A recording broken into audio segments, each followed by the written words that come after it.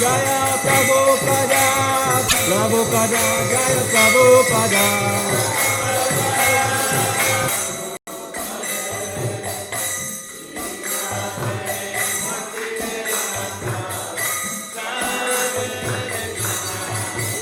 Namaste Saraswati Devi Gauravani Pacharini Nirishesha Sunyavari Pasachare Tatarini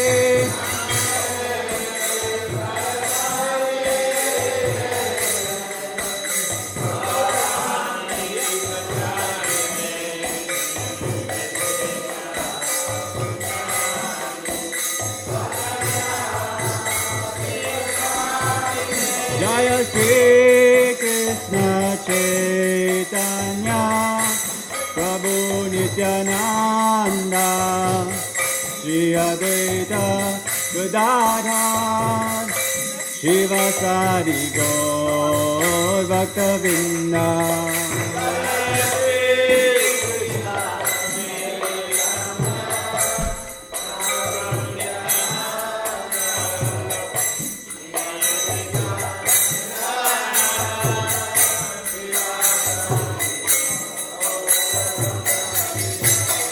Jaya Shri Krishna Chaitanya Prabhu Nityananda Shri Advaita Gadadhar Shivasari Gaur Bhaktavinda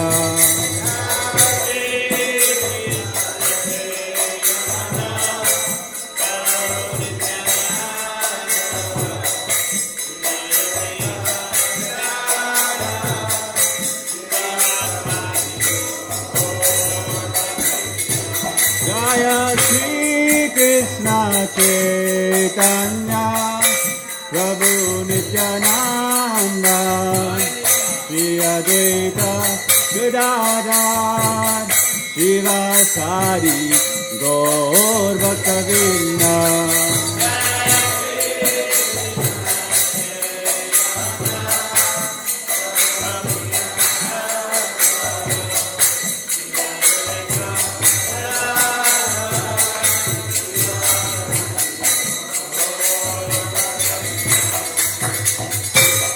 Hare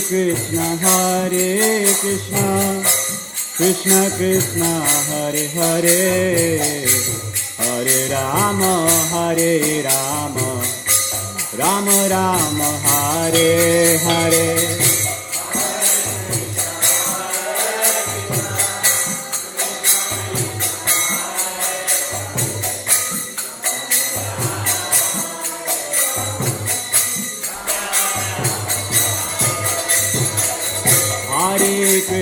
Hare Krishna, Krishna Krishna, Hare Hare, Hare Rama, Rama Rama, Hare Hare.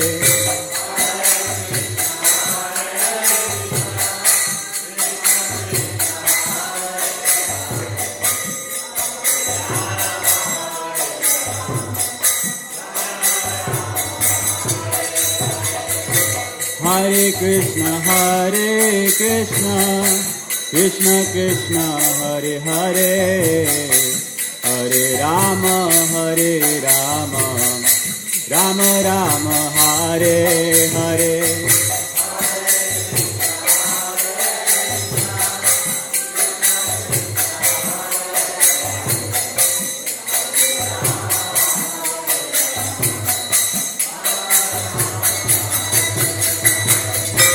Hare Krishna, Krishna Krishna, Hare Hare, Hare Rama, Rama Rama, Hare Hare.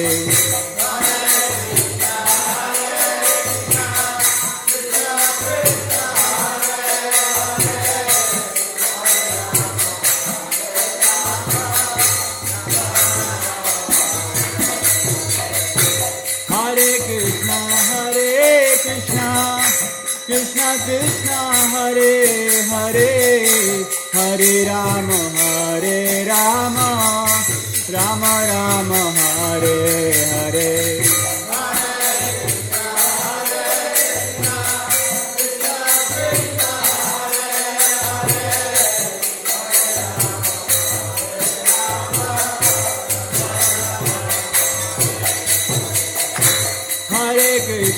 Hare Krishna, Krishna Krishna, Hare Hare, Hare Rama, Rama Rama, Hare Hare.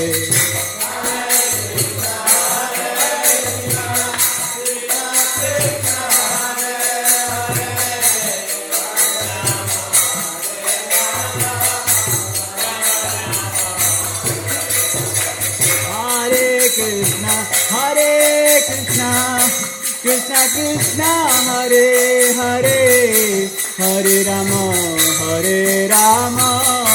Rama Rama, Hare Hare.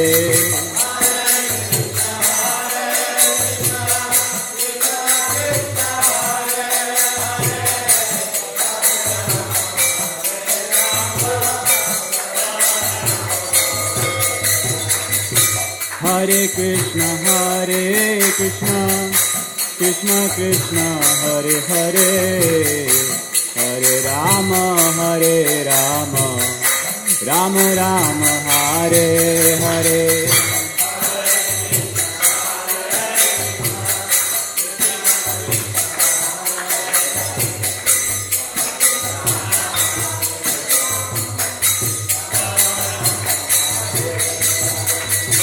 Hare Krishna,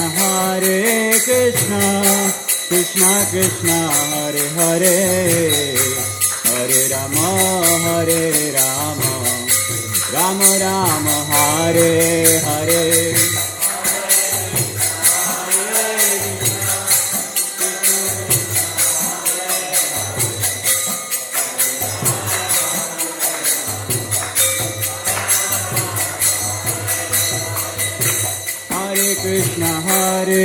Krishna, Krishna Krishna, Hare Hare, Hare Rama, Rama Rama, Hare Hare.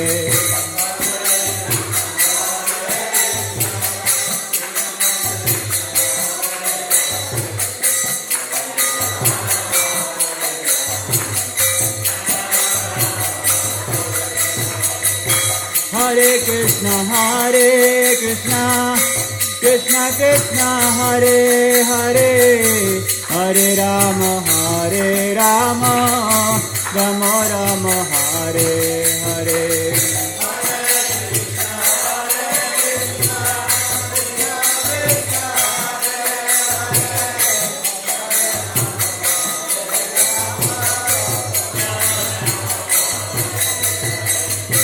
Hare Krishna, Krishna Krishna, Hare Hare, Hare Rama, Rama Rama, Hare Hare.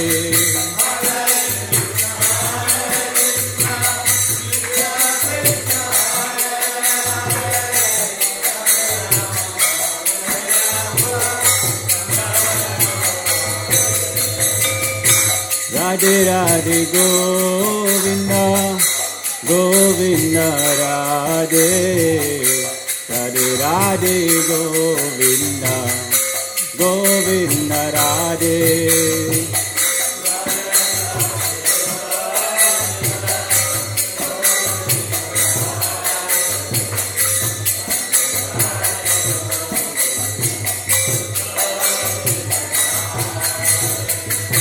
Radhe Radhe Govinda, Govinda Radhe, Radhe Radhe Govinda, Govinda Radhe.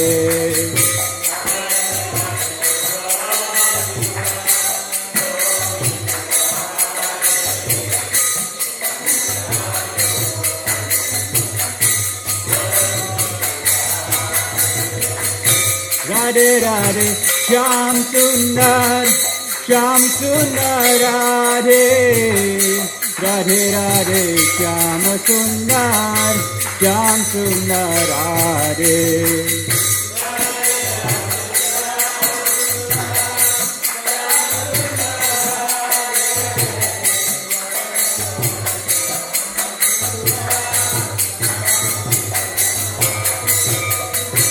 Radhe Radhe Shyam Sundar, Shyam Sundar Radhe, Radhe Radhe Shyam Sundar, Shyam Sundar Radhe.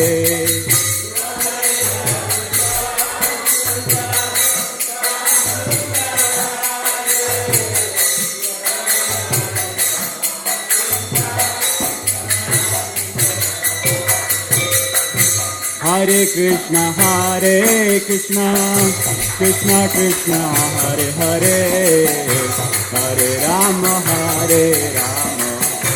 Rama Rama, Hare Hare.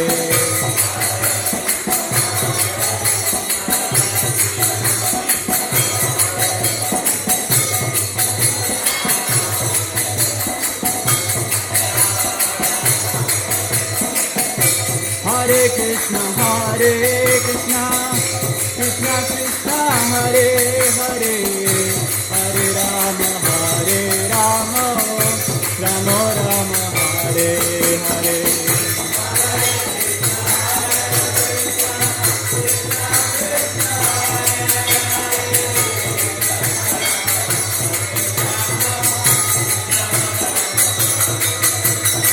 Hare Krishna, Krishna Krishna, Hare Hare, Hare Rama, Rama Rama, Hare Hare.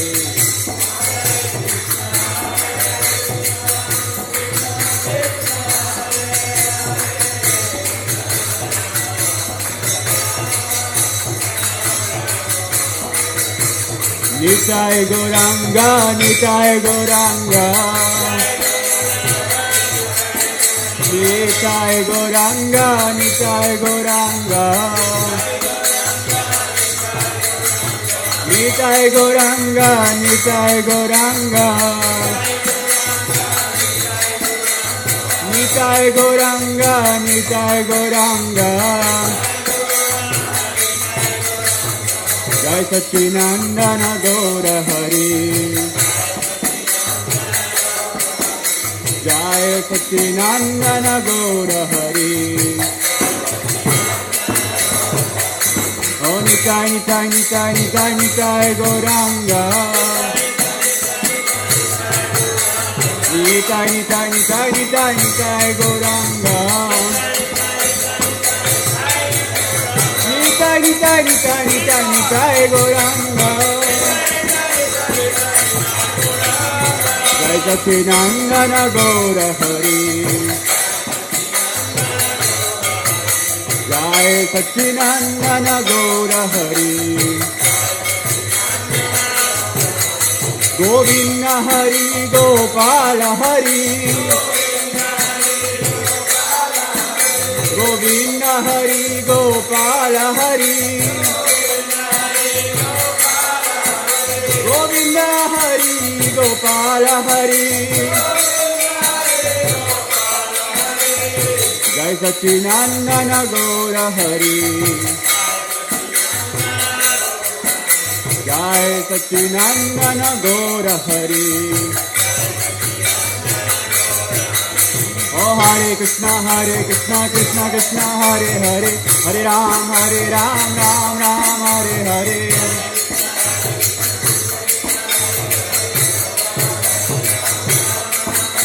Hare Krishna, Krishna Krishna, Hare Hare, Hare Ram, Ram Ram, Hare Hare.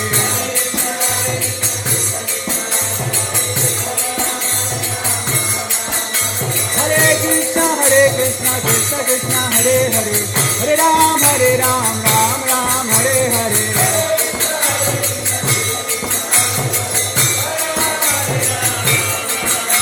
Oh Hare Krishna, Krishna Krishna, Hare Hare, Hare Ram, Ram Ram, Hare Hare.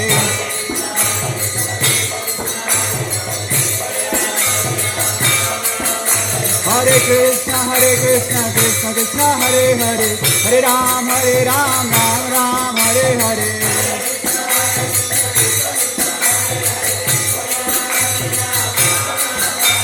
Hare Krishna, Krishna Krishna, Hare Hare, Hare Ram, Ram Ram, Hare Hare.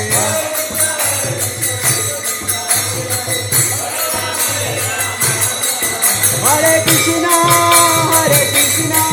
Krishna Krishna, Hare Hare, Hare Rama, Rama Rama,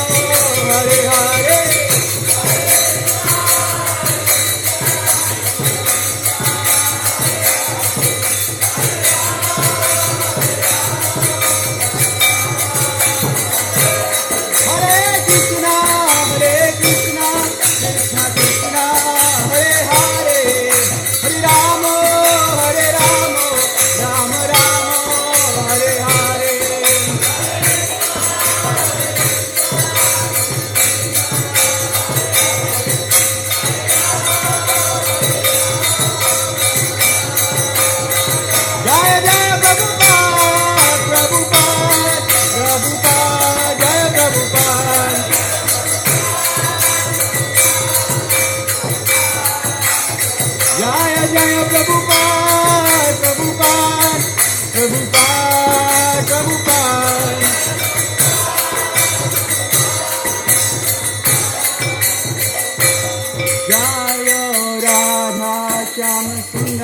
Radha Sham Sundar Hare.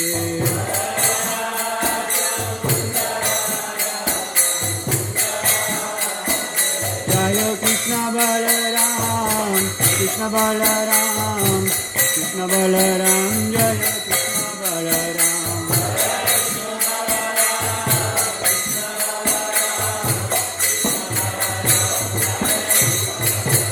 Jaya Gauranitai, Gauranitai, Gauranitai, Jaya Gauranitai.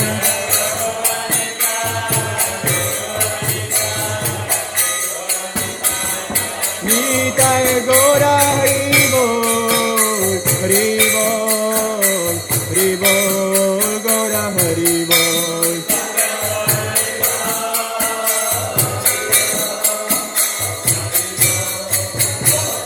Nitai Gaura Hari Bol, Hari Bol, Hari Bol, Gaura Hari Bol.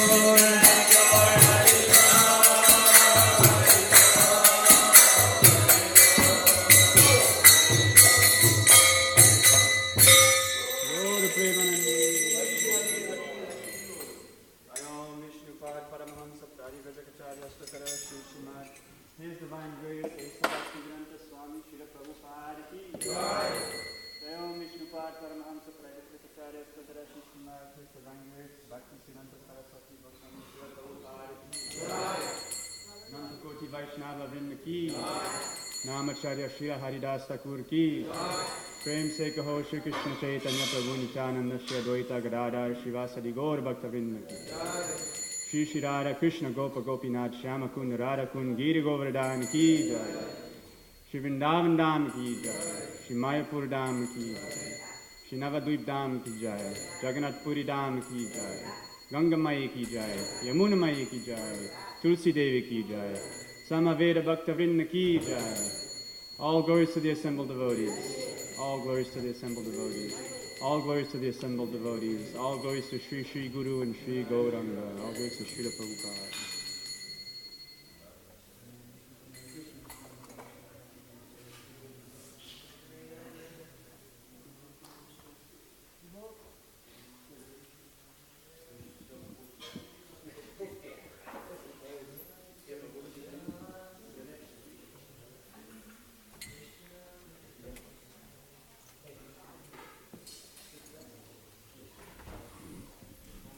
Shri Shri Radhesham ki Jai. Transcendental Garage Sale ki Jai.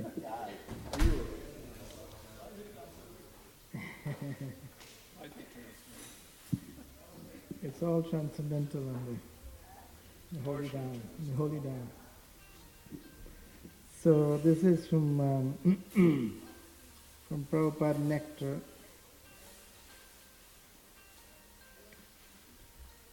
A young California man, David Shapiro, became attracted to Srila Prabhupada through his books and through the Devotees Association. He then moved to the Los Angeles temple at a time when Prabhupada was visiting, but unfortunately, David's mother was outraged that her grown-up son had chosen to become a Krishna-conscious devotee. A journalist, she went on a letter-writing campaign against the Krishna consciousness movement. She wrote letters to the newspapers and also to government departments complaining that her son was practicing too much renunciation in Krishna consciousness, and she felt this was a mistreatment. David tried to pacify her, but he was not very good at it. Most of the time he was washing pots in the temple kitchen or going out on chanting parties downtown, and he didn't remember or bother to phone his mother. The devotees in the temple didn't help much, when they sometimes would forget to pass on messages from his mother. In David's mother's letter-writing campaign, she also wrote letters to Prabhupada. Prabhupada replied to one of her letters, but she was not interested in any dialogue or consideration of her son's spiritual benefit as described by Prabhupada. She just wanted her son to return home. Sensing that the Los Angeles temple could come into trouble from this woman, the temple president asked David to leave the temple. Although David was a submissive devotee, he refused to leave and began to cry. He said, "I am not initiated. I've been in this movement for a year, but I am not initiated, so I don't have a link to my spiritual master. How can I leave the temple without a link? I may never go back." But both the temple president and David were bewildered. Prabhupada was then informed how the boy had refused to leave, and so he called him to his room. David came into Prabhupada's quarters and bowed down before him, while Prabhupada was taking prasadam. Prabhupada spoke mildly. "So you have been having some difficulty with your mother?" "Yes, Srila Prabhupada." "That's all right," said Prabhupada. "I have decided to initiate you." Then right on the spot, without any of the usual formal ceremony, Prabhupada gave David his new spiritual name. "Your name is now Nrsimhananda Das. Is that all right?" "Yeah, that's all right." David could hardly speak. Prabhupada continued, "I am giving you this name, Nrsimhananda, because through this name you will always be protected from your parents." The parents are supposed to protect you, but now you'll be protected from your parents. Prabhupada then offered some prasadam from his plate to Nrsimhananda and said, "Now you can go home and stay there for some time. That will be all right. I think you can make vegetarian prasadam there." "Yes," said Nrsimhananda. "So you can go for some time and also come back," said Prabhupada.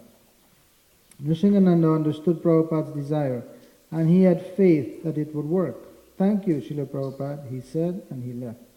So David Shapiro, now Nrsimhananda Das Brahmachari, returned to his mother's home. 10 months later, when both son and mother gained a more mature outlook about Krishna consciousness, Nrsimhananda rejoined Prabhupada's movement, this time to stay. Srila Prabhupada ki jai, Nrsimhananda Das Brahmachari ki jai. Is that Nrsimhananda from ITV? I am not sure, is he? That's him. Shapiro is a famous name. That's the one. So we'll have our Ram Navami program tomorrow. The Abhishek and the Sita Kalyanam is at 5 o'clock. I think it says 3:30 on the advertising. So please don't come at 3:30 for that. Come at 5 for that.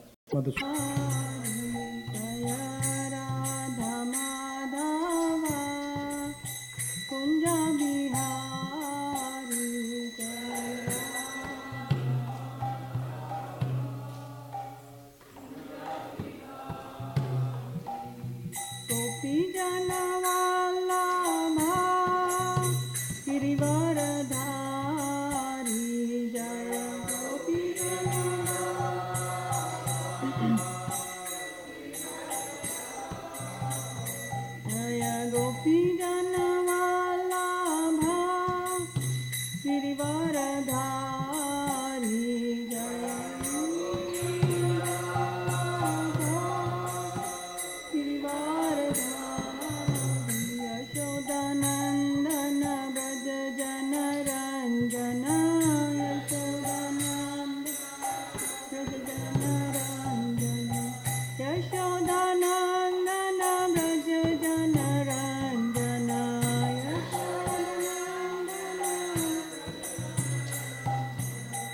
Yamuna Tira Vanachari Yamuna Tira Yamuna Tira Vanachari Yamuna Tira Chari Jaya Radha Madhava Kunja Bihari Jaya Radha Madhava Kunja Bihari Hare Krishna Krishna Krishna Hare Hare Hare Rama Rama Rama Hare Hare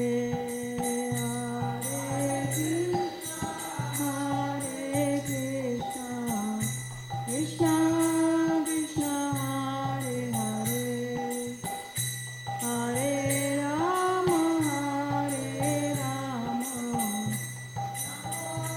Rama Hare Hare Jaya Radha Shama Sundara Shama Sundara Jaya Radha Shama Sundara Jaya Krishna Balaram Krishna Balaram Krishna Balaram Jaya Krishna Balaram Jaya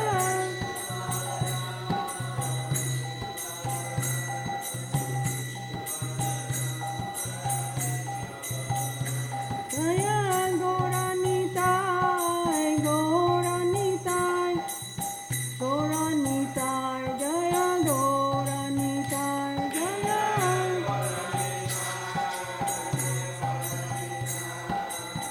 Gauranitai Jaya Gauranitai Jaya Jaya Prabhupada Prabhupada Prabhupada Jaya Jaya Prabhupada Jaya Prabhupada Prabhupada Jaya Jaya Prabhupada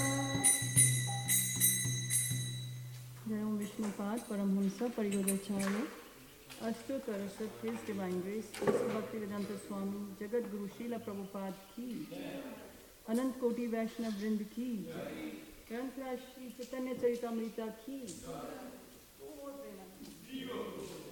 All glories to the assembled devotees, Hare Krishna. All glories to the assembled devotees, Hare Krishna. All glories to the assembled devotees, Hare Krishna. All glories to the beautiful lotus feet of Shri Shri Guru and Gauranga, Guru Srila Prabhupada. Namo Om Vishnu Padaya, Krishna Prasthaya Bhutale, Srimate Shri Prabhupada Swami Iti Namo.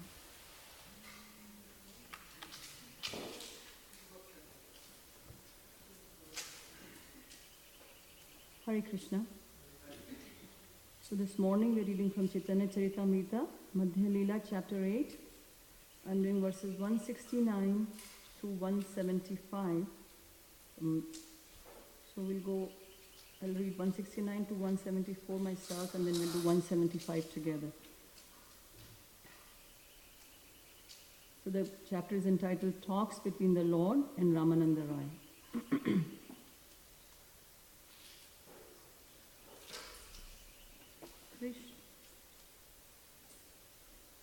Krishna Anuraga Dvaitya. What's the meter? Prabhu? What's the meter? Krishna Anuraga Dvaitya Arunavasan.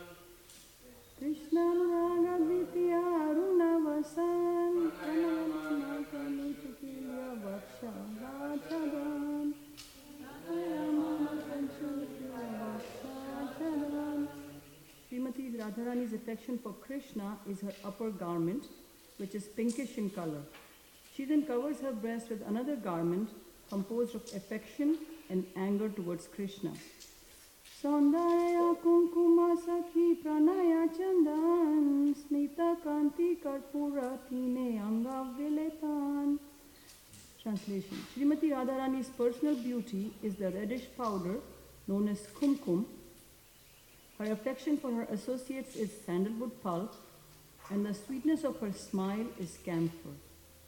All these combined together are smeared over her body. 171. Krishnera ujvala rasa mrigamada bhar se mrigamade vichitrita kalevar. Conjugal love for Krishna is an abundance of musk, and with that musk, her whole body is decorated. Text 172. Prachanna manavamya dhamila vinyasa dhira dhiratmaka guna ange patavasa. Craftiness and covered anger constitute the arrangement of her hair. The quality of anger due to jealousy is the silk garment covering her body. Text 173. Raga tambula rage adhara ujwala prema kautilya netra yuga leka jala. Her attachment for Krishna is the reddish color of betel nuts on her brilliant lips. Her double dealings in loving affairs constitute the blank ointment around her eyes. Text 174. Sudipta sattvika bhava harshadi sanchari esaba bhava bhushana sabe ange bhari. The ornaments decorating her body are the blazing ecstasies of goodness and the constantly existing ecstasies headed by jubilation. All these ecstasies are the ornaments all over her body. And now text 175, we can do it together. Kila kinchita di bhava vismati bhushita.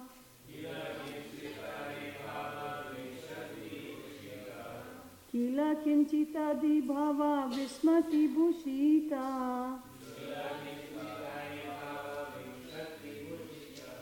Guna shreni pushpamala sarvange purita.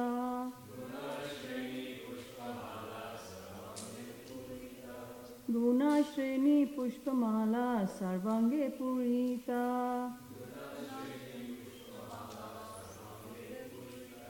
Kila kinchita di bhava vismati bhushita.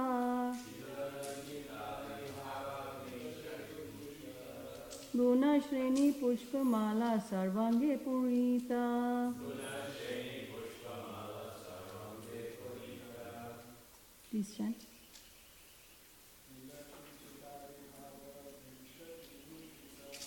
Kila kinchita di bhava vismati bhushita.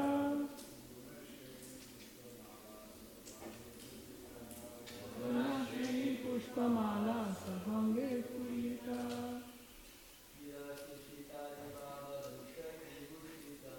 Kila kinchita di bhava vismati bhushita. Guna shreni pushpamala sarvange purita. Mothers?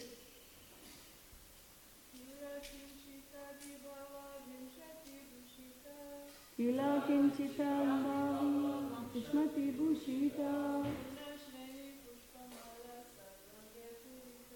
Guna shreni pushpamala sarvange purita.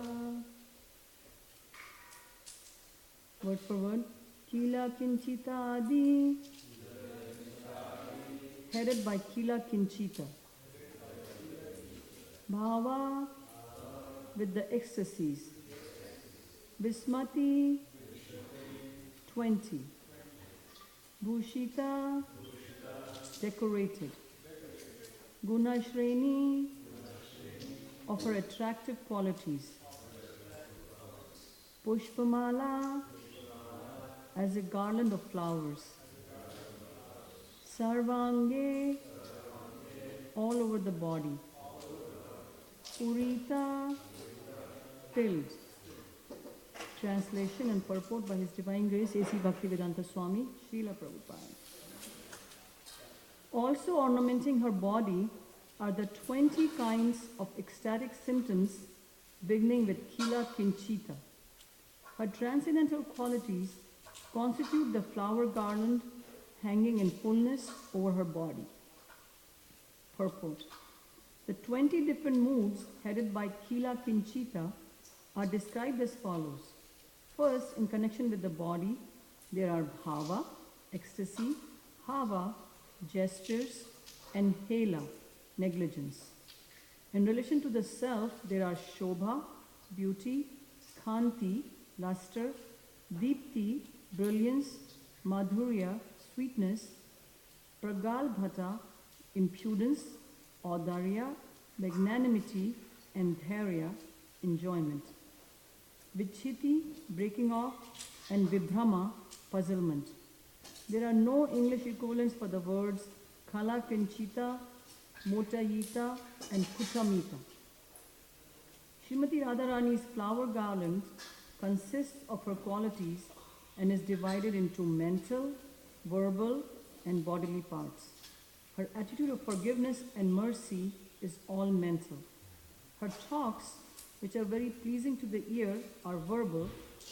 The bodily qualities are age, beauty, luster, and grace.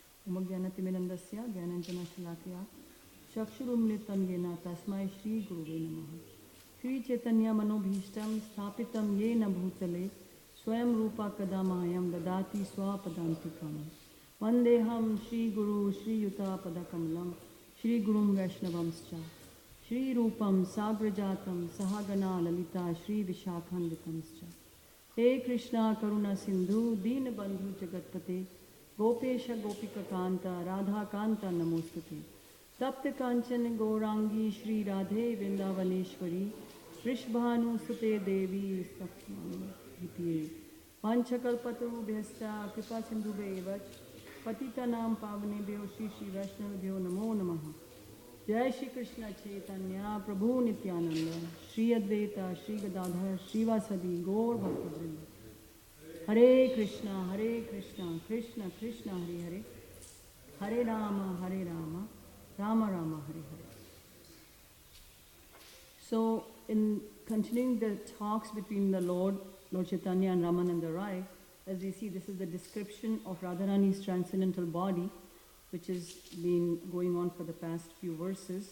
And actually, I just got the new BTG, which many of you must have gotten, and the featured article is this conversation, and the conversation between Ramananda Rai and Lord Chaitanya, and it's called The Perfect Conversation. So when I saw this, I said I have to read this article so I can get some inspiration, and so it was very sweet. And what Satyaraj Prabhu, he has written this article, and on the cover page it says, in a classic reversal of roles, the Lord and his devotee discuss the highest spiritual truths. And one of the lines which is on one of the inside pictures, it says, this conversation might well be the deepest theological discussion ever noted down for posterity. So it's the deepest theological discussion. And actually later on, Ramananda Rai, further in this chapter, he starts singing from what is called the Prema Vivarta Vilas, which is the confidential mood of divine love. And Mahaprabhu actually covered Ramananda Rai's mouth, like stopping him from continuing, confirming that what Ramananda Rai was expressing was actually very intimate and very confidential spiritual matter, very confidential spiritual truth. And the realization of these very confidential subject matters can only come through devotional practice. So what I thought I will do today is see how I take me and hopefully take you all to this process of how we can actually engage in our devotional practice so we can come to understand and realize these very confidential subject matters. So starting with Nectar of Devotion, I'll touch upon what Rupa Goswami is, how Rupa Goswami divides devotional service into three categories. The first one being devotional service in practice, and then we advance to devotional service in ecstasy, and thereon to devotional service in pure love of God.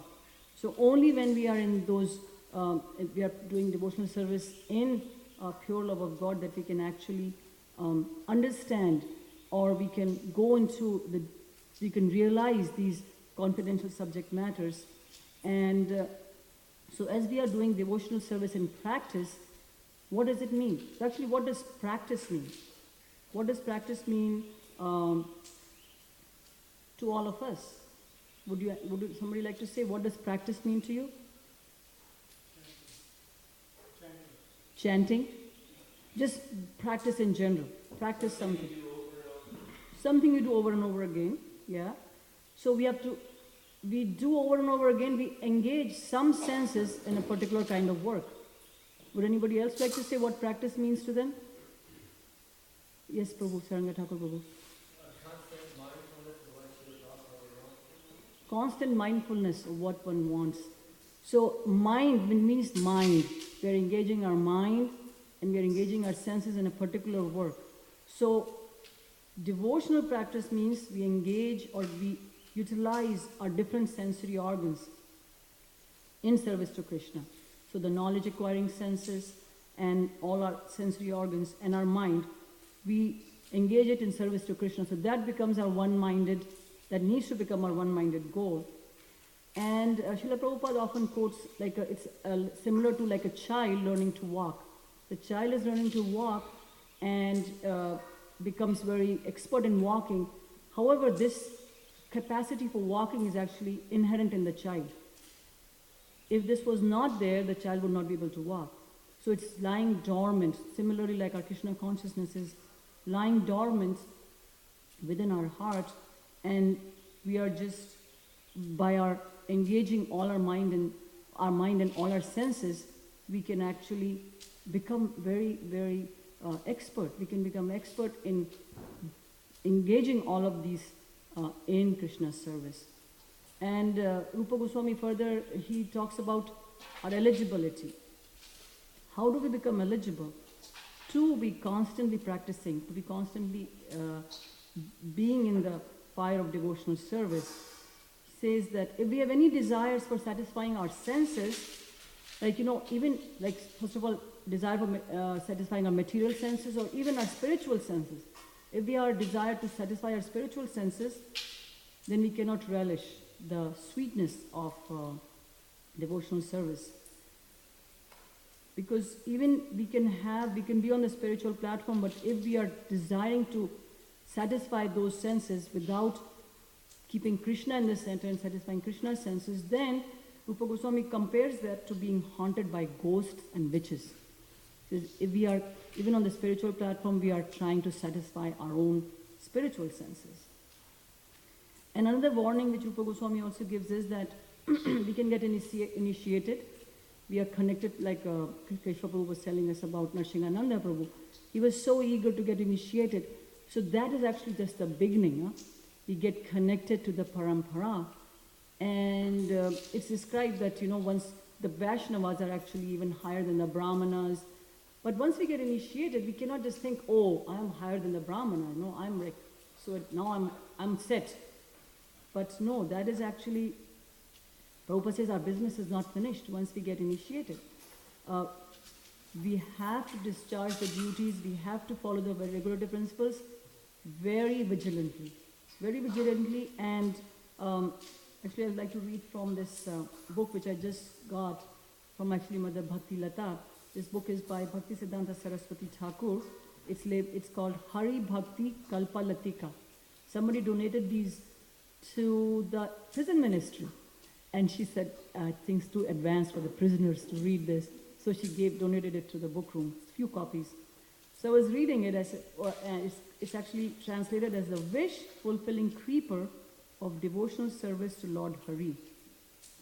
So in the foreword, Srila Bhakti Siddhanta Saraswati Thakur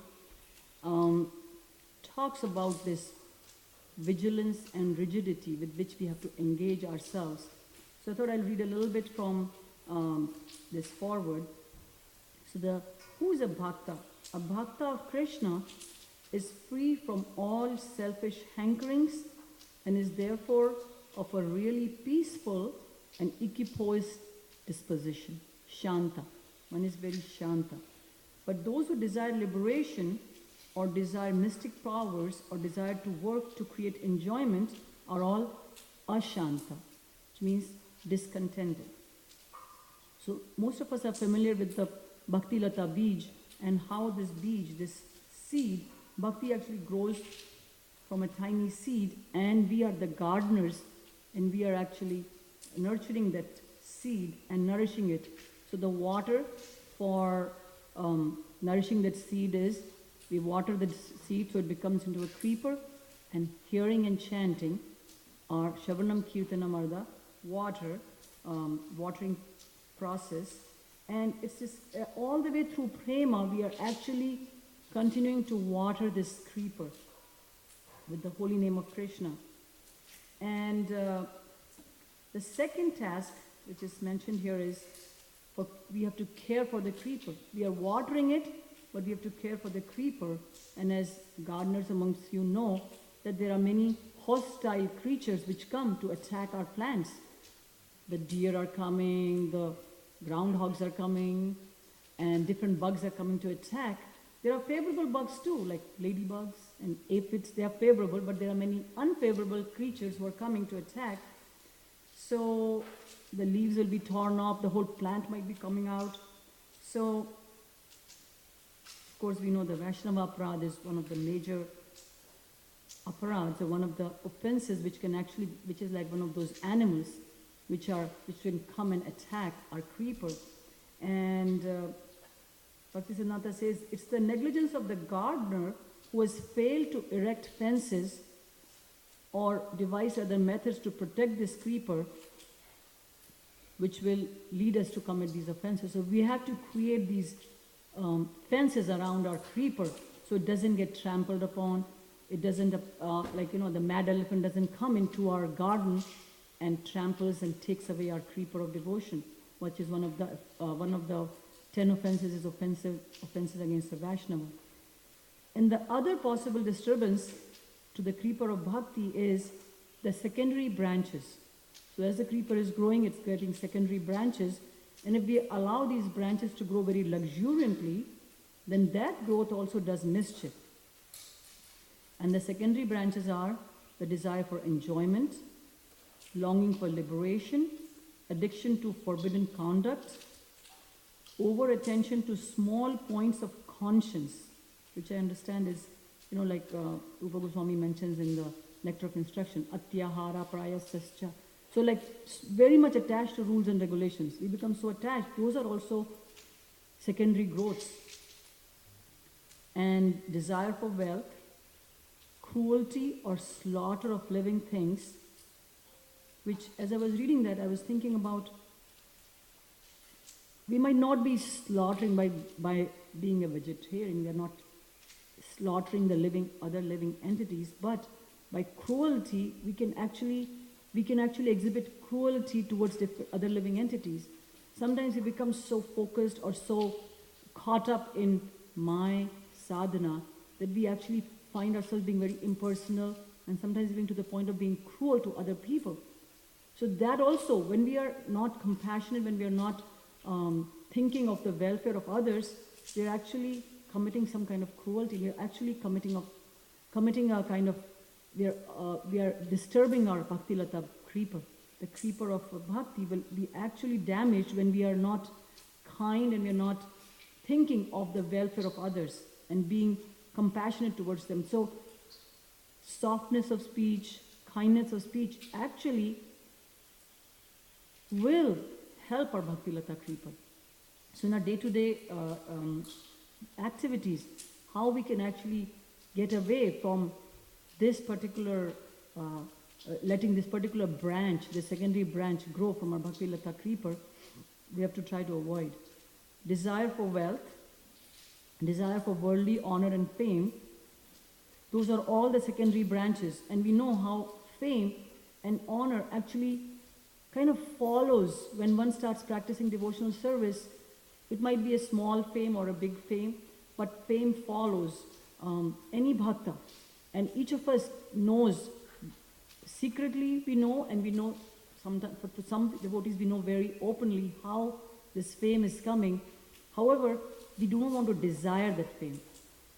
We do not want to now pursue that fame.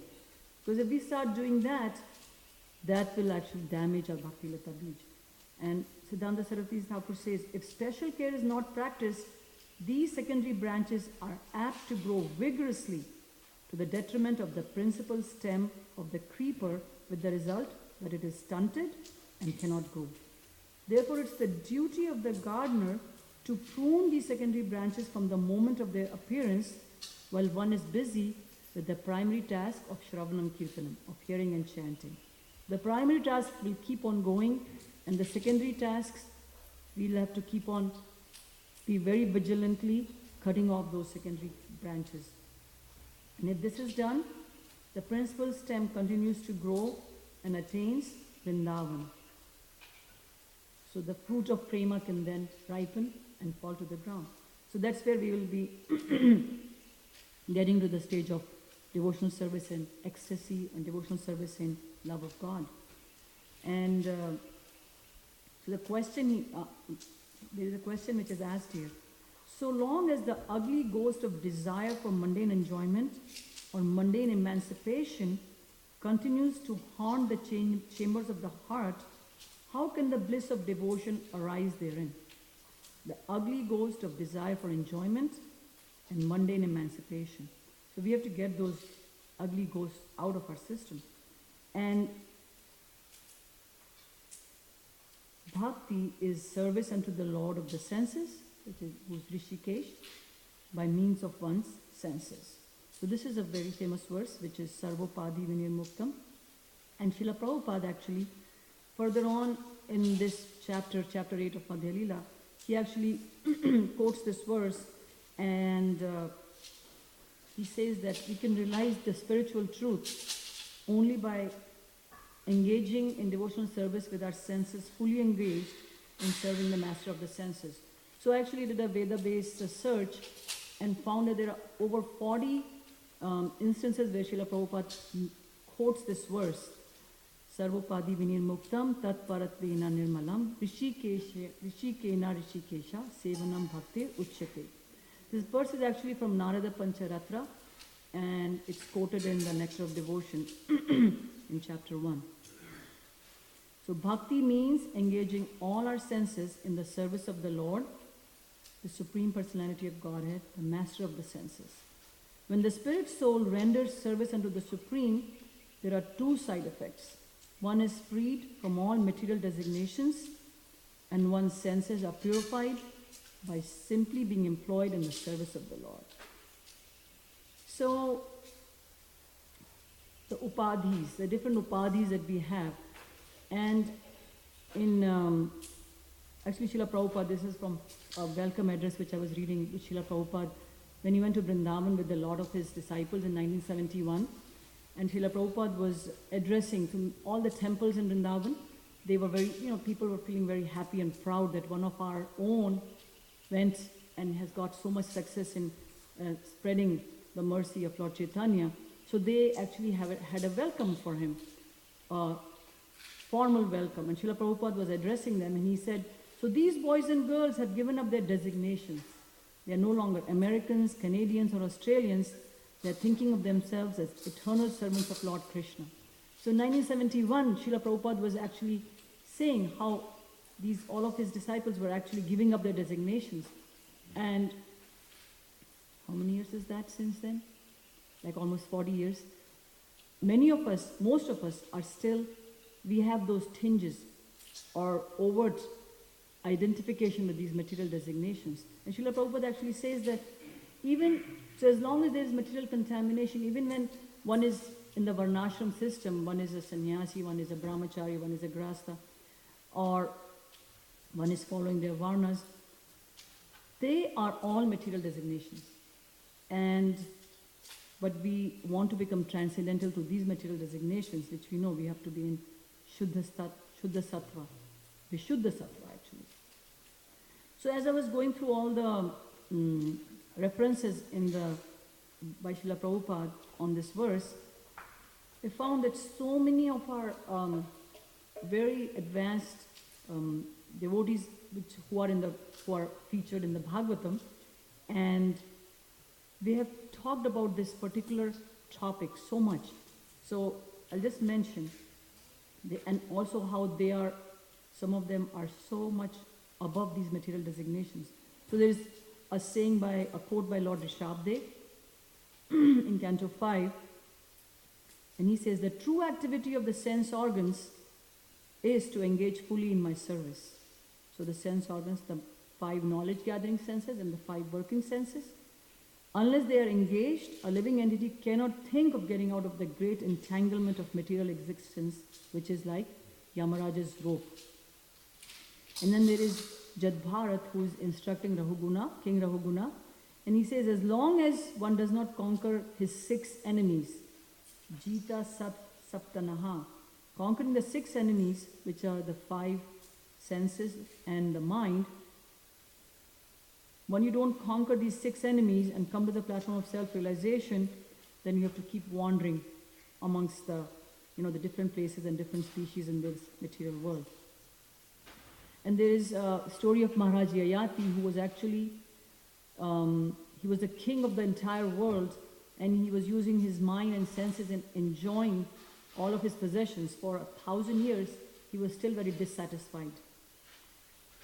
So you can keep on using your senses and mind to enjoy, but unless you purify the senses, one cannot be happy.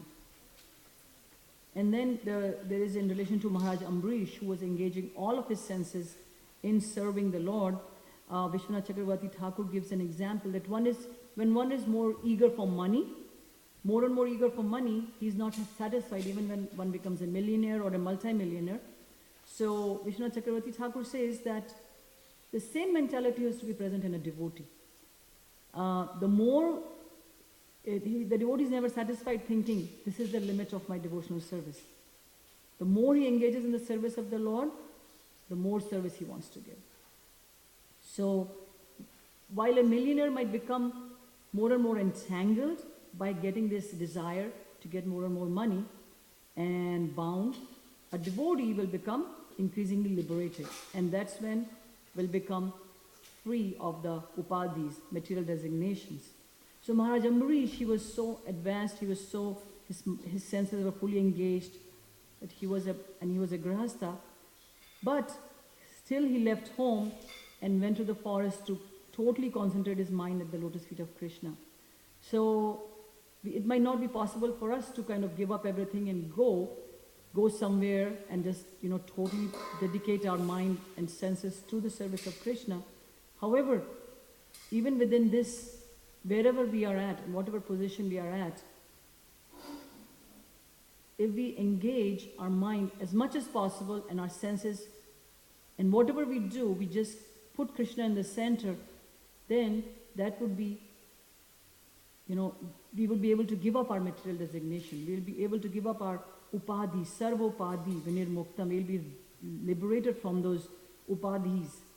And Maharaj Prithu, who was actually also he was also a grihastha, but he was very unattached.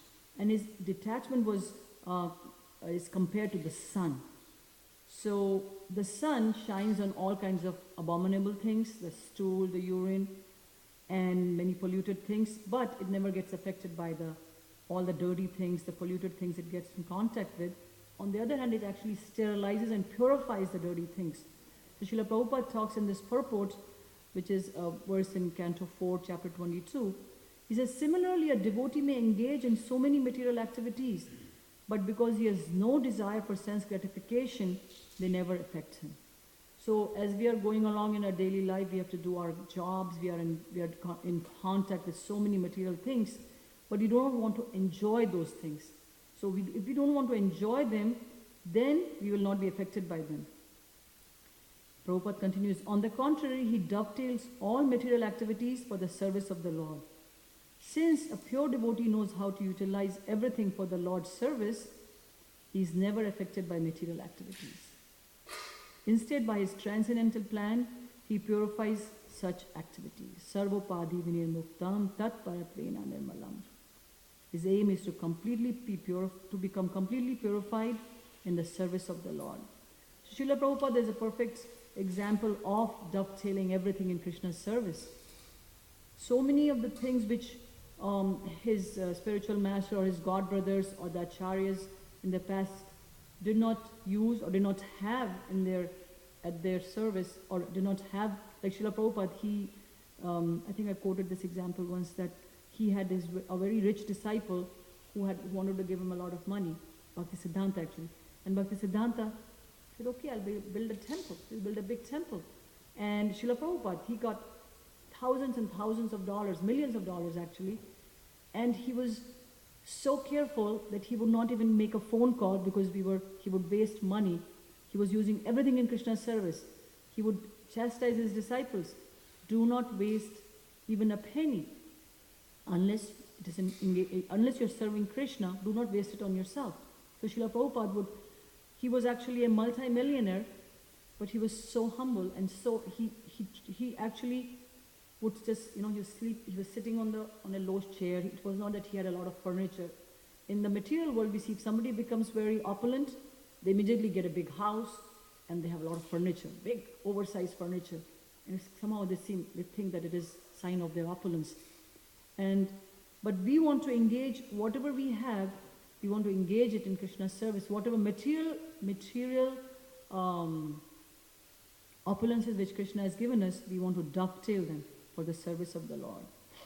So the mind will be controlled, has to be controlled, and we can control it by putting ourselves in the blazing fire of this devotional service. So the first thing is the tongue.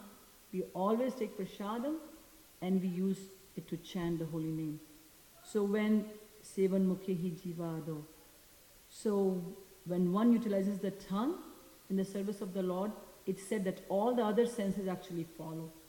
And I know from my experience that whenever I am lax on taking prasadam, out and about, okay, we'll take something from here and buy something and eat.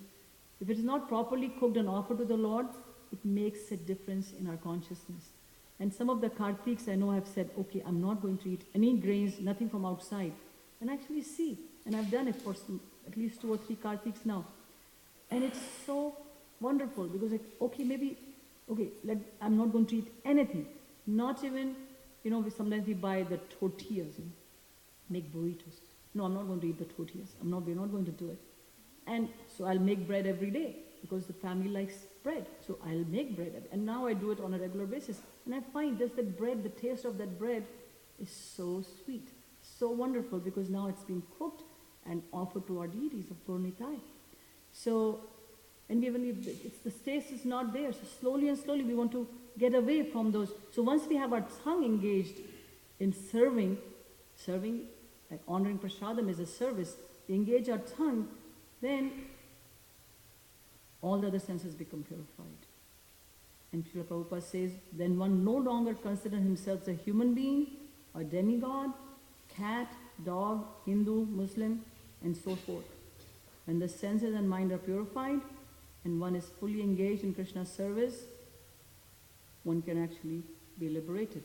Which, as we are discussing today, we can actually start practicing. Our devotional service would be in ecstasy, and then we could go to the level of love. And the more and more attachment we have to Krishna, automatically we'll be detached from Maya. I know my spiritual master told me a long time ago, he was very, when he was talking about it, attachment to Maya is attachment to Krishna is detachment from Maya. So it's like a balance. It will go up and down. So if you increase one attachment, the detachment will go down. So we want to, because once we have that attachment to Krishna, that attachment is like a fire which will burn to ashes all our material desires, which brings me to the, and actually which takes us to the Brahma-bhuta platform. We are not lamenting and we are not desiring. And so we become prasanatma. We are always in ecstasy. And which is the next point which I want to discuss a little bit was about anya balashita shunyam. About desires, we want to be free of material desires. We want to become desireless, but desireless means freedom from material desires. We still have spiritual desires. And I know many times we have this question which is asked, So it is we are desiring. We're desiring, okay, I want to become a pure devotee of Krishna. Isn't that a desire? And Rupa Goswami says it's okay to have those spiritual desires. And Chaitanya Mahaprabhu says, Mama Janmani Janmani Ishware, birth after birth, I want unalloyed devotion to you. So that's the desire. We want to continue to have the desire. But we want to be free only to have those, continuously having those spiritual desires. Janmani Janmani Ishware. We have to get rid of all our material desires. Anya Bilachita Shunyam Yana Karma Anavitam. So, and then once we get that, once we have spiritual desires, then we can come to the Sarvopadhi platform. Sarvopadhi Vinirmuktam. And once spiritual life is revived. Oh, there's one very interesting thing which I found, and this is from Canto 7. I had not heard of this, so I'll just put it out. That the living entity is an owner of this chariot, and once one gives up the bodily conception of life, he takes the arrow of his purified life, and with the help of the bow, which is the chanting of the Hare Krishna mantra, he throws himself toward the Supreme Personality of Godhead, which is the target. So the arrow is the purified life, and the bow is the chanting of the mantra, and we throw the arrow towards Krishna. Krishna is our target. So, so that's what we want to do. We want to constantly throw our arrow. Throw our arrow towards Krishna, towards our target. And only when we become purified that we'll find our target. Right now we are shooting it. It's going close. It's coming closer and closer. But by giving up these material desires, by becoming sarvopadhi, getting rid of all the material designations, we can come to that platform, and then we can actually enter into these perfect conversation, this transcendental, very, very guhyam, very, very deepest discussion which is happening between Ramananda Rai and Chaitanya Mahaprabhu. And actually Chaitanya Mahaprabhu is, usually the spiritual master is teaching the disciple, but this is a reversal of roles, and Ramananda Rai, who's Chaitanya Mahaprabhu knows that he's very advanced devotee, he's willing to hear from him, willing to take he's keeping on asking him questions so that he can have Ramananda Rai bring out the deepest of the deepest gems of devotional life. So I pray that you bless me, that one day I'll be able to somehow get understand even a small tint of these conversations. And if you have any questions, Saranga Thakur Prabhu. Hare Krishna, thank you. What verse is that with the arrow and the target? That verse is...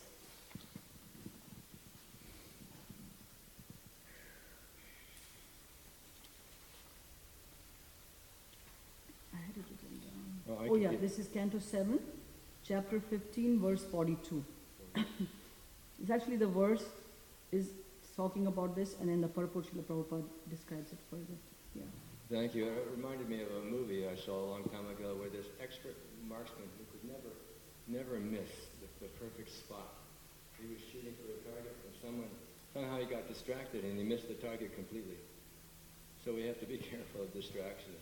Yes. We might end up in the wrong place. Then one other thing, if I may. I wonder if we know that these descriptions of Srimati Radharani's qualities, if they're poetic descriptions or possibly personifications of her qualities.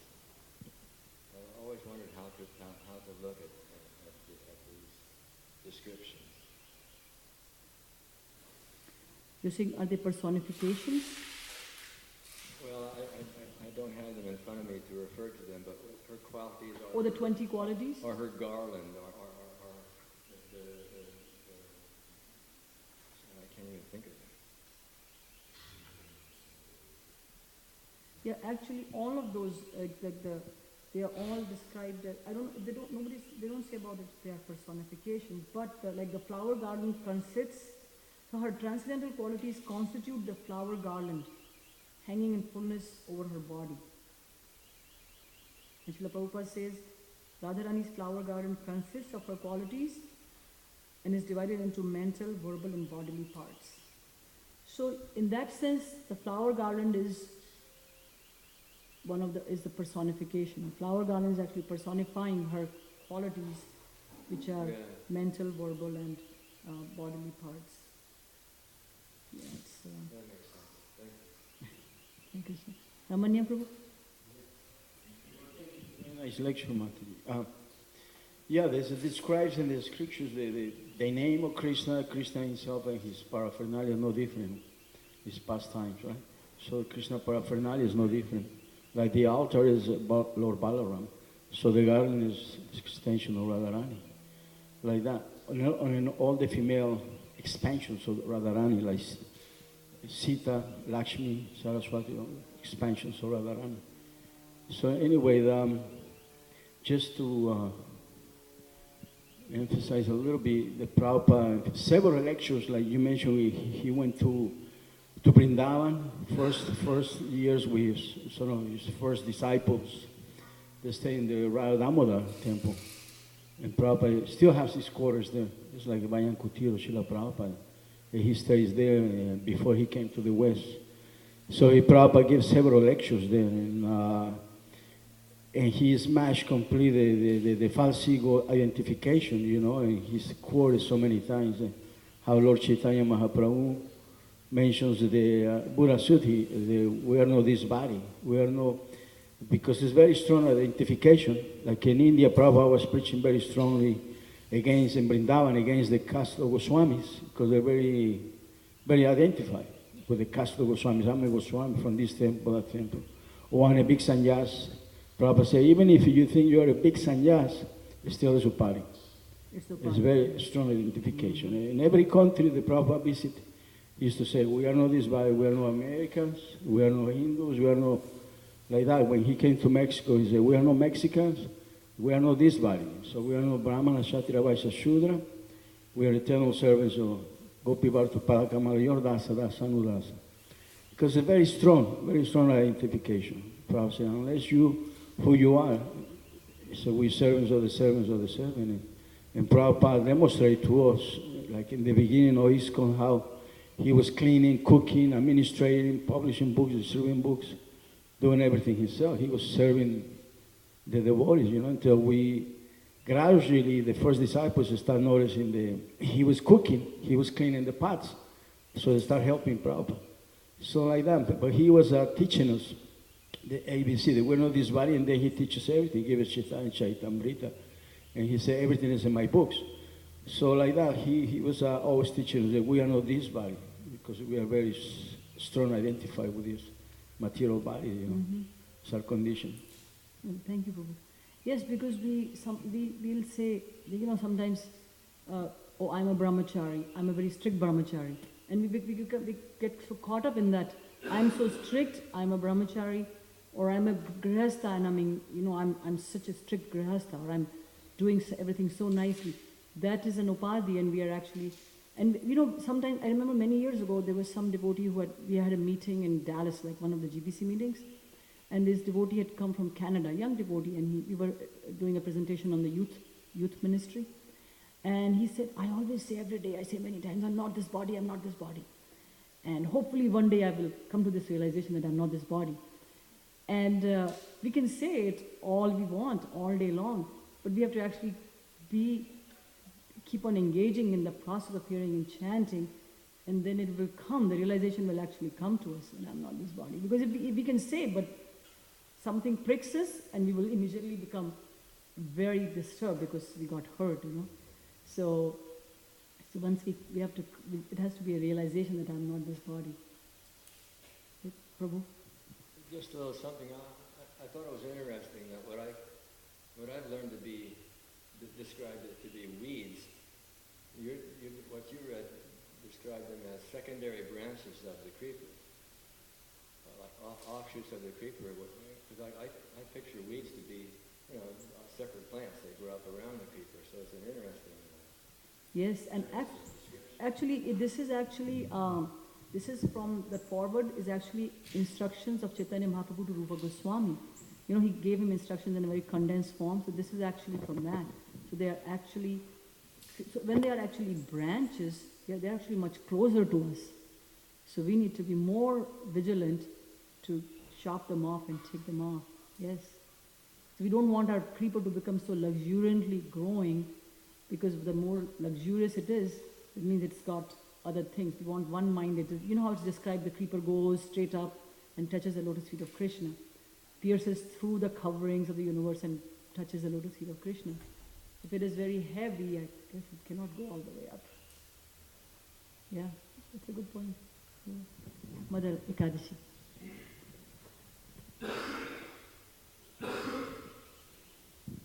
Thank you for the nice class. When you were reading, you mentioned being haunted by the desire for the ghosts of desire for mundane emancipation. And so I wondered what that was, mundane emancipation. Is that like wanting to be free of responsibilities, but not necessarily interested in devotional service? What was that? Yeah, mundane emancipation would be, you know, when sometimes we think, oh, I don't want to be in this situation because this is hampering my spiritual life. Or, so I'll give up this, I'll give up this, I'll give up that, and then I'll become a good devotee. So in the things which are just surrounding us, we want to give up. If we just give them up without actually, the mind and the senses are the ones which need to be purified. The externals will still be there. Like, you know, when we say we are in this world, but we don't want to be of this world.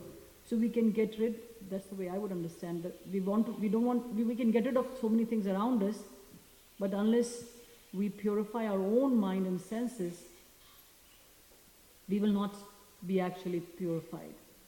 So I think that's where, what you are understanding, that's what I would say, that it would be the same thing. Because, there is a saying, wherever you go, there you are. Wherever you go. So we can change our physical location, we can change people who are around us, but unless the change comes from within, we will not actually get to that stage of bhava and prema. Thank you. Hare Krishna. Thank you very much for your kind intention. Hari Bol. Srila Prabhupada ki jai. Mahaprabhu ki jai.